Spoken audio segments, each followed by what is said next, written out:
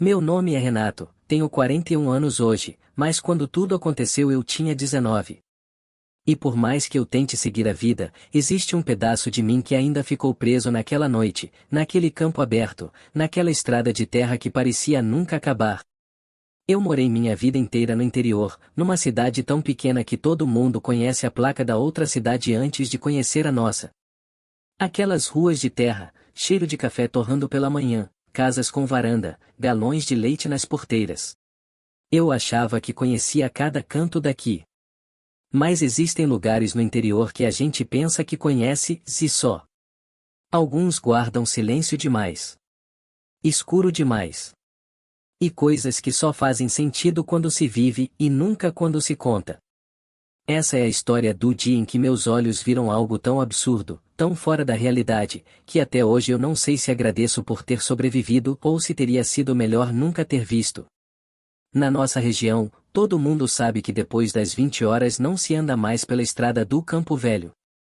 Não porque é perigoso, não porque tem ladrão. Mas porque não é lugar de gente viva depois desse horário. Os mais velhos diziam que ali o vento fala, que certas luzes aparecem onde não tem poste, que animais fogem antes mesmo de escurecer.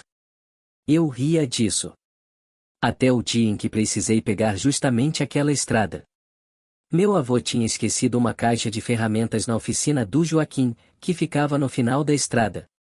E pediu que eu buscasse antes que ele começasse um reparo de madrugada, coisa de interior. Disse que era rápido, que eu conhecia o caminho, que não tinha perigo. Fui. E essa foi minha primeira decisão errada. Saí de casa por volta das 18h40.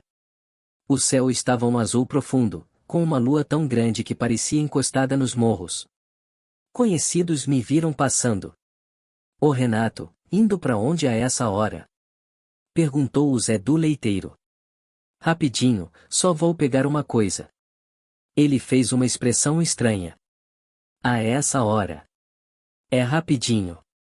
Pois então, vai rápido mesmo. A forma como ele disse isso me incomodou. Peguei a estrada. É uma estrada longa, plana, cortando dois campos enormes, um de milho e outro de pasto. À noite, vira um corredor escuro cercado por sombras. Dizem que ali venta diferente. Eu confirmo hoje. O vento ali não é normal. No início da caminhada, nada demais. Só o som dos grilos e o barulho de minhas próprias botas no chão seco. Mas conforme avancei, senti que o ar mudava.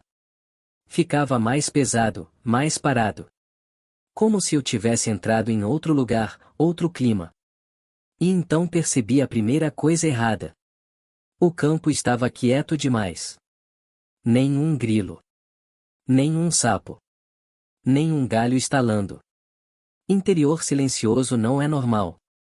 Silêncio absoluto é aviso. Mas eu continuei. Quando cheguei quase na metade da estrada, o vento mudou de direção. Primeiro bateu forte nas minhas costas, me empurrando para frente. Depois veio da frente, como se tivesse dado a volta. E então, dos dois lados ao mesmo tempo. Isso não existe. Vento não faz isso. Tentei ignorar.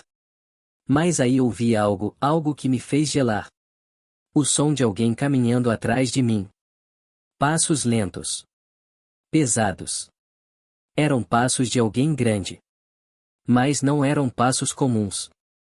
Eles tinham um ritmo estranho, como se o pé arrastasse um pouco antes de levantar.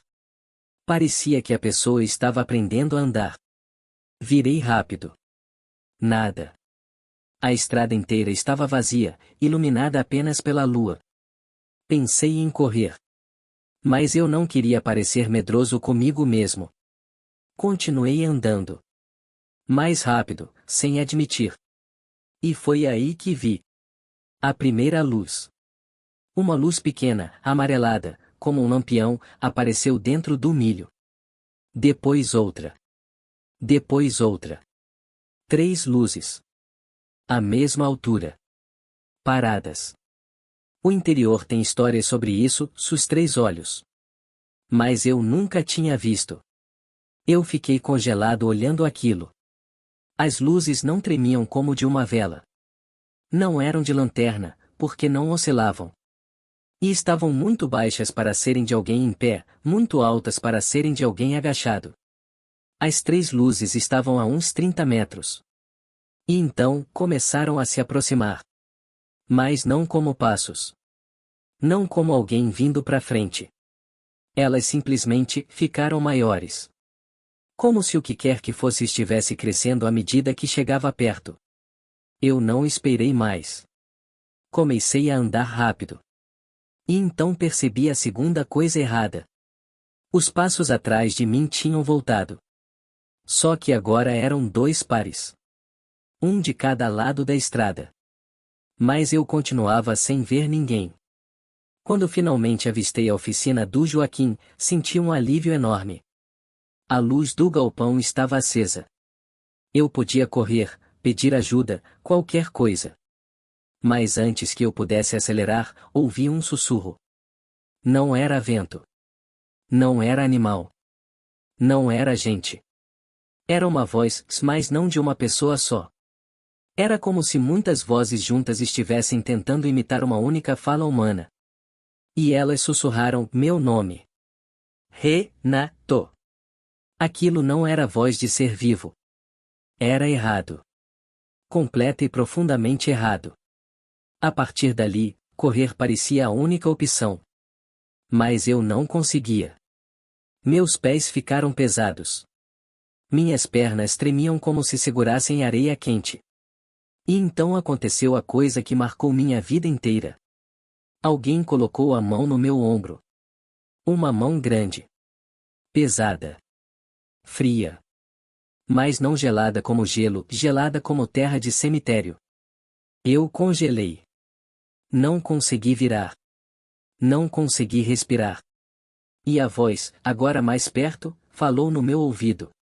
Você viu. E eu sabia. Se eu virasse, eu não ia voltar mais. Quando finalmente consegui me mover, arranquei o corpo para frente e corri. Corri como nunca na minha vida. Mas a estrada parecia não acabar. O chão parecia o mesmo. Tudo parecia estar rodando. E foi aí que eu vi. No meio do campo, entre os milharais, algo se levantou. Primeiro pareceu um animal grande. Depois percebi que era alto demais. E então, que não tinha forma definida. Era como se braços, tronco e cabeça fossem só sugestões daquilo. Como se algo estivesse tentando copiar o formato humano, sem entender como um corpo funciona. A coisa se ergueu. Inclinou a cabeça de um jeito impossível. E deu um passo que soou como madeira quebrando. A lua iluminou o que deveria ser o rosto. Não tinha olhos. Não tinha boca. Não tinha nariz. Só um buraco enorme no lugar do rosto inteiro. E daquele buraco, saía a voz. Você viu. Eu não gritei. Não chorei. Eu só corri. Cheguei na oficina do Joaquim batendo na porta. Ele abriu assustado. Cabra, o que foi isso? Você tá branco. Eu pulava palavras, tremendo, tentando explicar. Ele fez o sinal da cruz. Entra. Rápido. Quando entrei, ele trancou tudo. Você pegou a estrada depois das 7, né? Eu confirmei. Ele ficou sério. A gente avisa, mas vocês jovens não escutam. O que é aquilo, Joaquim? Não sei. Mas não gosta de ser visto. Quando ele disse isso, uma pancada forte bateu na porta da oficina. Os dois congelamos. Mais uma. Depois outra. Depois outra. A porta tremia. A madeira cedia. E então, silêncio. Até que, do outro lado da porta, a voz falou novamente, agora perfeita, humana, fluente. Renato. Aquela não era mais a voz distorcida. Era a minha. Era como se eu mesmo estivesse chamando por mim. Eu quase desmaiei. Ficamos na oficina até o sol nascer. Quando saímos, não havia pegadas na estrada. Não havia nada no milho. Não havia nada que provasse que aquilo existiu. Mas eu sabia. Eu tinha sentido. Quando voltei para casa, minha mãe disse que eu cheirava a terra molhada. Mas não tinha chovido. E naquela noite, quando tirei minha camisa, percebi algo no meu ombro. Uma marca de mão. 5 dedos. Longos demais. Escuros como cinza fria. E no centro, como se fosse queimado. Você viu. A marca desapareceu depois de alguns dias. Mas a sensação, nunca. Nunca mais andei naquela estrada. Nunca mais saí sozinho à noite. E às vezes, quando estou deitado no escuro, sinto aquela mesma mão no meu ombro. Leve. Lenta. Pesada. E a voz, que agora sabe falar perfeitamente, sussurra. Eu ainda estou aqui.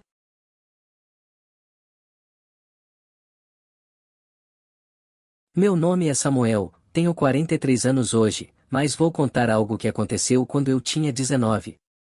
Até hoje, nunca consegui falar disso direito. As pessoas acham que é exagero, outras dizem que era um animal, outras dizem que é invenção. Eu mesmo preferia acreditar que fosse imaginação. Mas não era. E por mais que eu tente esquecer, ainda acordo às vezes no meio da noite com aquela sensação antiga, como se a floresta, aquela mesma floresta, soubesse exatamente onde eu estou. Mas antes que eu avance, preciso explicar uma coisa. Eu cresci no interior de Minas, numa região onde a mata era tão fechada que parecia noite mesmo ao meio-dia. Era o tipo de lugar onde, se você se perdesse, só Deus podia te achar. Ou algo que não era Deus. A história que eu vou contar aconteceu em 1999, no mês de agosto. Eu morava numa fazenda longe de tudo. A estrada de terra era tão ruim que o único barulho que a gente ouvia durante o dia era o vento passando entre as árvores. Meu avô costumava dizer: essa mata não é só mata. Isso aqui é lugar antigo, Samuel. Lugar que guarda coisa que ninguém devia acordar. Eu achava a graça disso. Mas meu avô não ria. A história começa numa manhã fria. Eu e 2 amigos, Kaique e Luan, decidimos explorar uma parte da mata que ninguém da região gostava de entrar. Era chamada de O Mata do Sussurro. E o nome já diz tudo. Segundo os mais velhos, lá dentro, bússolas enlouqueciam. Pássaros paravam de cantar. E às vezes, muito raramente, alguém ouvia alguém chamar pelo nome. Quando não tinha ninguém ali. Eu não acreditava nessas coisas. Mas naquele dia, aprendi. A gente saiu cedo. O sol ainda estava baixo quando chegamos na entrada da mata. E logo no começo, algo me incomodou. O cheiro. A mata do sussurro tinha um cheiro diferente.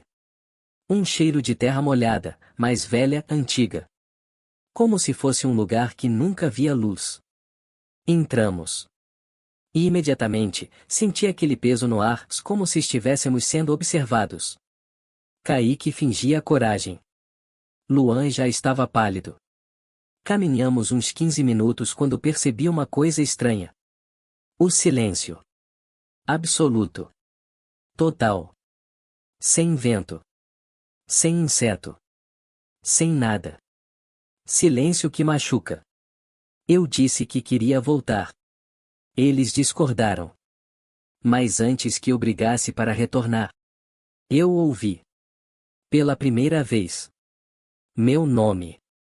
Samuel. Baixo. Longe. Mas completamente claro. Eu congelei. Vocês ouviram isso? Ouvir o quê? Kaique perguntou. Alguém me chamou. Não ouvi nada, Luan respondeu, já tremendo. Eu quis acreditar que era minha cabeça. Mas segundos depois, ouvi de novo. Samuel. Mais perto. Mais claro. E, pior, parecia vir de todas as direções ao mesmo tempo. Luan surtou. Começou a dizer que queria sair. Kaique tentava manter calma. Quando a gente se virou para voltar, percebemos outra coisa. A trilha tinha sumido. Não era que a gente estava perdido. É como se a trilha nunca tivesse existido. As árvores pareciam diferentes. O chão parecia mais escuro. Tudo parecia deslocado. Foi aí que escolhemos correr. Mas correr naquela mata é como correr dentro de um labirinto vivo, tudo igual, tudo fechado, tudo apertado. Foi então que vimos a clareira. Deveria existir. Era um círculo perfeito. Perfeito demais para ser natural. No centro da clareira, havia algo que até hoje me dá calafrios quando lembro. Um tronco caído. Mas não era um tronco comum. Parecia oco, como se tivesse sido queimado por dentro. E dentro dele algo se mexeu. Luan gritou. Kaique puxou o canivete, como se isso fosse adiantar alguma coisa. Eu travei. O tronco começou a rachar, lentamente. Como se algo dentro estivesse se contorcendo para sair. Então, parou. E ouvimos novamente. Samuel. Por que você saiu? Dessa vez, a voz estava atrás de mim. Eu me virei com tudo. E desejei nunca ter feito isso. Entre duas árvores, havia uma figura. Alta demais. Magrela demais. Pálida demais. Torta demais. Não parecia humana. Parecia uma foto borrada que ganhou vida. Ela estava parada ali, me observando.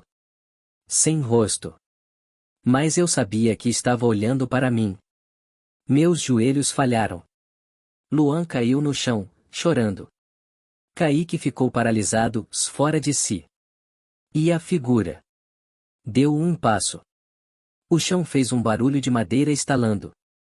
E ela inclinou a cabeça, como se estivesse curiosa. Eu tentei correr. Mas minhas pernas não obedeciam. Foi então que aconteceu algo muito pior. Ela chamou de novo. Mas chamou diferente. Não era uma voz natural. Ela imitou a voz da minha mãe. Perfeita. Idêntica. Samuel, vem cá, filho. Aqui. Eu senti meu corpo obedecendo sozinho. Eu estava andando em direção à coisa. Sem controle. Luan tentou me segurar. Ele voou para trás, como se tivesse sido empurrado por um touro. Eu continuei andando. 2 passos. 3. Quanto mais perto eu chegava, mais aquela coisa mudava. Se mexia de um jeito impossível. Como se estivesse tentando imitar um ser humano. Como se estivesse o aprendendo. Foi quando ouvi outra voz. Dessa vez, a real. Samuel, não olha. Era Kaique, que finalmente se mexeu e me puxou com força. Eu caí no chão. A figura estalou o pescoço tão rápido que parecia quebrar. E então? Correu. Para longe. Ou para todos os lados ao mesmo tempo. Eu ainda não sei. Só sei que o som não era de pés batendo no chão. Era como se ela estivesse deslizando. A clareira começou a escurecer. Como se o sol estivesse sendo apagado. O vento finalmente voltou. Mas voltou errado. Gelado. Soprando em círculos. E aí ouvimos novamente a voz, mas dessa vez, ela falava. Eu quero ver. Eu quero entender. Eu quero entrar. Era como ouvir uma criança aprendendo a falar palavras novas. Mas não era uma criança. Era algo muito mais velho. Algo muito mais perigoso. Nós corremos. Contudo, a mata parecia empurrar a gente para longe. Os galhos batiam forte, como braços tentando agarrar. Raízes apareciam onde antes não tinham. E, o pior, a voz vinha junto. Ora atrás. Ora do lado. Ora dentro da minha cabeça. Em certo momento, caí de joelhos e jurei que ia morrer. Mas algo mudou. De repente. Vimos luz. fraca. Mas era luz. Correríamos até ela. Quando chegamos perto, senti cheiro de fumaça. Era o casebre de seu Lourenço, o ermitão da mata, o único homem que morava ali dentro há mais de 50 anos. Ele nos arrastou para dentro, batendo a porta com tanta força que a casa tremeu. O velho olhou para mim e disse: "Você não devia ter respondido quando ela chamou." Eu travei. O que é aquilo?" Ele respirou fundo. "Não é daqui. Nunca foi. Mas gosta de gente. E gosta mais ainda de quem tem o ouvido aberto." Eu não entenderia aquilo por muitas semanas. Seu Lourenço acendeu mais 2 lâmpadas a gás. Olhou para nós 3 e falou: "Tem coisa nessa mata que não morre, nem vive. Só observa." O que era aquilo? Kaique perguntou. "Algo que não devia ter forma, mas tomou a que você deu para ele." Eu tremi. "Forma, que eu dei?" "Quando você olha tempo demais, Samuel, tudo ganha forma." Ele nos fez ficar até amanhecer. Durante a noite inteira, ouvimos passos lá fora. Passos leves. Arrastados. E às vezes, um sussurro encostado na parede. Samuel. Kaique chegou a tampar os ouvidos. Luan tremia sem parar. O velho apenas dizia: "Ela vai cansar. Mas não vai esquecer. Nunca." Quando o sol finalmente nasceu, aquela presença sumiu. Ou escondeu-se. Voltamos para casa sob um silêncio pesado. Ninguém falou nada. Naquela mesma semana, Kaique se mudou para Belo Horizonte. Disse que nunca mais pisaria na mata. Luan virou evangélico devoto, jurava que precisava trancar portas que tinha aberto sem querer. Eu tentei seguir a vida. Mas às vezes, quando estou andando sozinho, eu ainda sinto aquela coisa. Sinto que estou sendo observado. Que algo está esperando. Como se tivesse ficado preso em mim naquela noite. E o pior. De tempos em tempos, em sonhos, eu acordo numa clareira que não existe mais. E sempre ouço. Agora eu sei seu nome inteiro.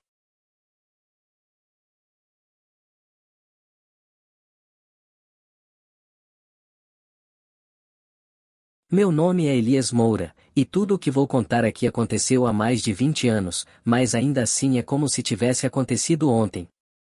Eu não escrevo isso para convencer ninguém, porque sei que ninguém acredita nessas coisas. Eu escrevo porque, quando a noite cai e a casa fica silenciosa, eu sinto que ela ainda está perto.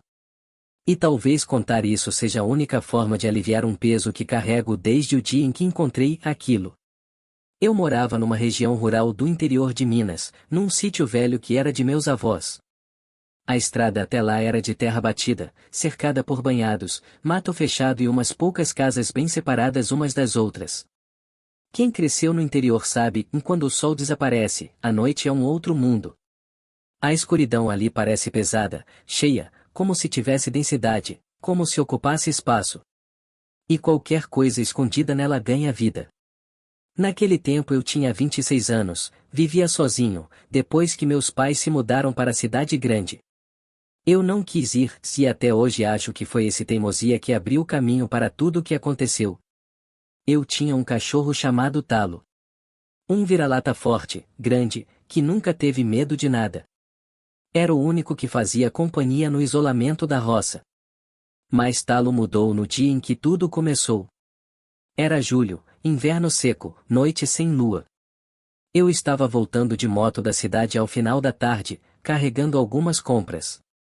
Quando cheguei perto da entrada da estrada do banhado, um trecho de terra que ficava alagado quase o ano inteiro, senti o ar esfriar como se alguém tivesse aberto um freezer na minha cara. Não era vento. Era a ausência de ar quente. Talo, que estava me acompanhando correndo atrás da moto, parou de repente. Ele não parava assim. Travou. Enrijeceu todo. O rabo desceu como se tivesse visto o próprio fim. Foi então que eu ouvi o som. Não era animal. Não era humano.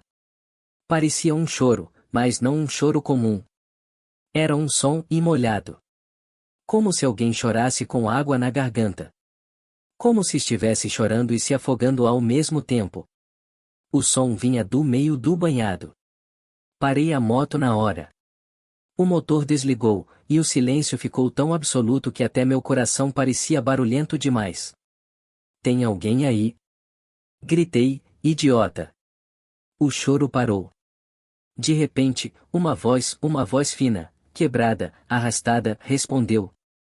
Me ajudo da. Senti meu sangue gelar. Aquela voz parecia humana, mas não era. Tinha algo errado no ritmo, no jeito de dizer, como se fosse uma imitação imperfeita de fala humana. Talo começou a rosnar baixo, com o pelo do pescoço todo levantado.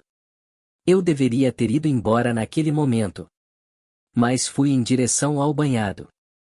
Andei até a cerca de arame farpado que separava a estrada do matagal e tentei enxergar. A escuridão era tão profunda que parecia engolir a luz da lanterna do meu celular. E então eu vi. Primeiro, vi um movimento estranho no meio do brejo. Um movimento vertical. Como algo se levantando devagar, muito devagar. Alto. Alto demais para ser pessoa. A lanterna pegou apenas um pedaço, uma parte da figura, talvez o tronco, talvez o ombro, se eu não sei. Mas aquilo não tinha forma definida. Era alongado, irregular, como se estivesse molhado, pingando, coberto de lama ou outra coisa. E então a voz veio de novo. Elias. Aquilo falou meu nome. Eu nunca contei meu nome ali. Nunca disse meu nome em voz alta naquele lugar. Mas aquilo sabia. Talo latiu tão forte e tão desesperado que eu pensei que fosse avançar. Mas ele recuou, tremendo. O cachorro recuou como se tivesse visto a morte. Foi então que a coisa deu um passo, ou algo parecido com um passo. Não fez barulho de água. Não fez barulho de lama. A coisa não tocava o chão. Ela deslizava. Na mesma hora, corri para a moto, liguei como pude e saí acelerando. Só parei quando cheguei em casa, com o peito doendo, sem ar. Mas o pior não foi o que vi naquela noite. Foi o que veio depois. Na manhã seguinte, Talo não quis sair de casa. Ele ficava encarando a porta, como se o lado de fora tivesse virado um lugar proibido. Eu também tentei esquecer o que aconteceu, se inventei para mim mesmo que era algum animal, um morador, sei lá. Qualquer coisa menos o que realmente parecia ter sido. Mas ao cair da tarde, quando eu estava guardando ferramentas no galpão, ouvi passos na estrada. Passos lentos. Pesados. Como alguém arrastando alguma coisa. Pensei em vizinho, mas ninguém da região caminhava ali sem avisar. Saí para ver. A estrada estava vazia. Mas o ar estava frio de novo. E então veio o som. Elias. Mais perto. Mais nítido. Eu tranquei a porta de casa naquela noite. E pela primeira vez desde que eu morava ali, Talo dormiu dentro. A madrugada chegou e eu não consegui pegar no sono. Às 2h37, ouvi algo arranhando a parede da minha casa. De fora. Arranhados longos. Como unhas enormes raspando madeira. Levantei aos poucos, peguei a lanterna e caminhei até a porta. Talo começou a chorar. Não latir, chorar, como criança assustada. Eu coloquei a mão na maçaneta. E senti frio. O metal estava congelado. Ali, do outro lado da porta, algo parou também, como se sentisse minha presença, como se estivesse sincronizado comigo. Quando dei 3 passos para trás, o arranhado começou de novo. Dessa vez, mais alto. Mais agressivo. E então ouvi, não pela porta, não pelo pátio. Mas atrás de mim dentro da casa. Elias. Virei com tudo, tremendo. A cozinha estava escura. A sala também. Mas o ar parecia vibrar. Aquilo estava dentro. Sem abrir porta. Sem quebrar janela. Aquilo simplesmente estava. Foi quando percebi a primeira deformidade da noite. Meu reflexo no vidro da estante não batia com meus movimentos. Eu virei a cabeça devagar. O reflexo demorou 2 segundos a mais para virar também. E atrás do reflexo, por um segundo, apareceu a silhueta dela. Da coisa. Alta. Torta. Alongada. Pingando. Eu o apaguei. Acordei no chão da sala, o sol já nascendo. Talo estava me lambendo, tremendo todo. Levantamos devagar. A casa estava exatamente como deixei. Nenhuma porta arrombada, nenhuma janela quebrada. Mas nas paredes, havia marcas horizontais, como se algo úmido tivesse sido arrastado de um canto ao outro. A partir desse ponto, os dias começaram a piorar. Porque comecei a perceber que ela aparecia sempre perto da água. No balde deixado no quintal. Na caixa d'água. Na beira do riacho próximo ao sítio. Toda vez que havia qualquer reflexo, eu via a silhueta. Mas não no lugar real. No reflexo. E quanto mais eu tentava ignorar, mais ela se aproximava. Uma tarde, resolvi ir até o banhado ver se encontrava algum rastro, talvez um bicho grande, talvez alguém acampando. Mas eu sabia que não era isso. Cheguei perto do mesmo ponto em que ouvi a voz pela primeira vez. A água estava parada. Mais parada do que o normal. Joguei uma pedra. E o reflexo que formou não era o meu. Era de algo alto, atrás de mim. Mas quando virei, não havia nada. Eu comecei a correr. E foi aí que ela me chamou de novo, dessa vez clara, com a voz igual à de uma pessoa vivendo o último segundo antes de afogar. Elias, vem, vem. Eu caí no barro, tentando levantar, mas as pernas tremiam tanto que parecia que não eram minhas. Foi então que vi, entre o mato alto, a forma dela. Não inteira. Mais partes. Um pedaço do braço. Um pedaço do tronco. A cabeça inclinada. E algo escorrendo, que não era lama. Aquilo fez um movimento. Como quem sorri com o pescoço. E a voz veio, doce, imitando alguém que eu amava. Sou eu. Elias, me ajuda. Eu comecei a chorar. Ela sabia. Ela sabia exatamente onde cutucar. Nunca vi nada se mover tão rápido. A forma dela se desfez e reapareceu 3 metros mais próxima, como se fosse feita de água sendo jogada. E cada parte do corpo parecia torta, fora do lugar, como se a criatura estivesse montada de forma errada. Eu corri tanto que minhas pernas quase falharam. Talo estava me esperando no portão, latindo como nunca tinha latido antes. Quando entrei, a porta bateu sozinha. Eu poderia continuar descrevendo cada dia, cada noite, cada vez que ela apareceu no espelho, no vidro, na poça, na janela, no sonho.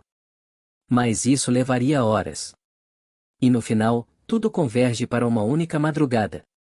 A madrugada em que eu tentei fugir para a casa da minha tia, a 40 quilômetros dali. Tentei sair às 4 horas, antes do amanhecer. Mas quando passei pela estrada do banhado, a moto apagou. E eu ouvi. Bem atrás do meu ouvido. Eu tô aqui. A coisa saiu da água como se estivesse sendo puxada por cordas invisíveis. A coluna dela se alongou. Os braços arrastaram no barro. A cabeça inclinou para um lado até quase tocar o ombro. E ela veio. Não correndo. Não andando. Deslizando. Como se fosse feita do próprio brejo. Eu tentei empurrar a moto, tentei correr, tentei rezar, mas a voz dela me seguia. Ei, Eliasses, não foge. Você viu. Agora você é meu espelho. A luz da moto piscou 3 vezes, e por um segundo, vi ela inteira. Corpo humanoide, mas quebrado em pontos impossíveis. Pele fina, como papel molhado. Olhos que não eram olhos, mas 2 buracos escuros vazando algo grosso. E a boca, larga demais, abrindo onde não deveria abrir. Ela esticou o braço, que cresceu, cresceu, como se fosse feito de carne líquida, se tocou meu peito. Eu caí. E só lembro de acordar horas depois, com o sol alto, coberto de barro, no meio da estrada. A coisa não estava mais lá. Eu nunca mais passei pela estrada do banhado. Mudei de cidade. Mudei de vida. Mas às vezes, quando acordo de madrugada, vejo um reflexo torto na janela. Como se alguém altíssimo estivesse parado atrás de mim. E sempre ouço, sempre.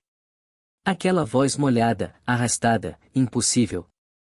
Elias, eu achei você, de novo. Eu sei que ela não foi embora. E agora? Agora que você ouviu minha história. Eu acho que ela sabe seu nome também. De onde você está escutando esse relato? Gostaria de mais relatos como esse? Por favor, curta, comente e compartilhe o vídeo para quem gosta de relatos como você. Não esqueça de se inscrever para escutar mais relatos assustadores como esse. Até o próximo vídeo.